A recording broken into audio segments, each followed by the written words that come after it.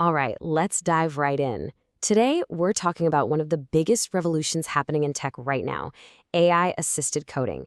It's completely changing the game for how we build software, and it feels a lot like a new gold rush. So let's get into it. So to get a sense of just how massive this shift is, just look at this number, 30%. Giants like Google and Microsoft are saying that nearly a third of all new code is being generated by AI. This isn't some niche little tool anymore. It's quickly becoming the standard. But if you think that's wild, get this. In the startup world, where everyone's moving at lightning speed, that number can jump to an insane 95%. Yeah, the companies building the future are doing it almost entirely with AI's help. Now, what's so fascinating here is that these coding assistants are way more than just fancy autocompletes. You can actually argue they are the first true AI agents, tools that can handle complex jobs on their own, that have really broken through and gotten huge adoption in the business world. They've proven the concept works, and it works at scale. So, who are the companies at the heart of all this? Some people are calling it vibe coding, where developers are just in this creative flow with their AI partner. It's a whole new way of working. Let's meet the key players making it happen. You've probably heard of at least a few of these. On one side, you've got these really innovative startups like Cursor and Replit, and on the other, you've got the tools that are backed by the big dogs themselves, the large language model providers. We're talking GitHub Copilot, which is Microsoft and OpenAI, and Claude Code from Anthropic. Which, of course, brings us to the real heart of the matter. With all this amazing new value being created, with billions of lines of code being written, who's actually cashing in? Who are the real winners in this gold rush? I think the answer is going to surprise you. To figure it out, we've got to do what you always do. Follow the money. And this is where the story takes a really interesting and kind of unexpected turn. First, let's just set the stage here. The market for these tools is already huge. We're talking about an estimated $2.3 billion in revenue every single year. It is a massive pie, no doubt about it. Okay, but now look at this.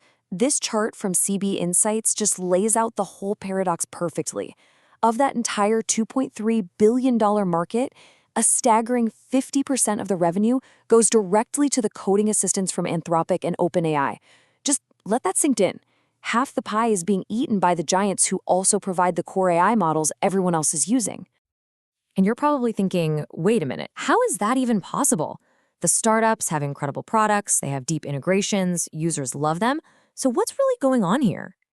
Well, the answer gets right down to the economics of it all. It's about the hidden and frankly crippling cost of building your castle on someone else's land. The hard truth is, for a lot of these startups, the numbers just don't work. A recent TechCrunch report put it so bluntly, revealing that a lot of these companies likely have negative, very gross margins. So what on earth does that mean? It's actually pretty simple. For every dollar a startup earns from a customer, they're spending more than $1 just on API calls to companies like OpenAI or Anthropic. They are literally losing money on their main product. That is not a great business model. And look, this isn't just a theory. We're already seeing the cracks start to show in the real world. A really popular tool, Cursor, recently had to get rid of its unlimited plan because, in their words, their API costs were exploding. And then, when another company's acquisition fell through, it basically blew the lid off this industry-wide margin problem for everyone to see. This slide really breaks down the whole conflict. The startups, they add a ton of value, right? They build these amazing, slick integrations. They can access your entire code base for context. They handle really complex planning. But who benefits the most from all that work? The LLM providers. They get a fire hose of API usage, which they monetize like crazy. And all the while, they're building their own competing products to dominate the market. So the bottom line is this. Even with all their incredible innovation, the startups are basically just funneling revenue and power straight back to the foundational model providers. One way or another, the giants end up winning.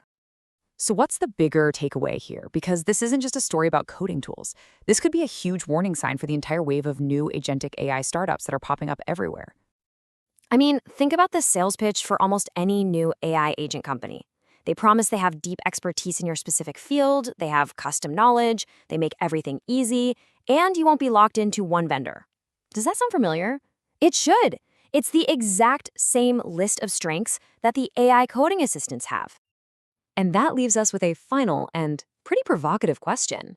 If the AI coding space is the first really mature market for these AI agents, is this whole economic paradox a preview of what's coming for everyone else? As the big LLM providers keep moving up from just providing the models to providing their own apps, are all these new AI startups just going to suffer the same fate? It's a critical question for anyone building, investing in, or even just using this next wave of AI.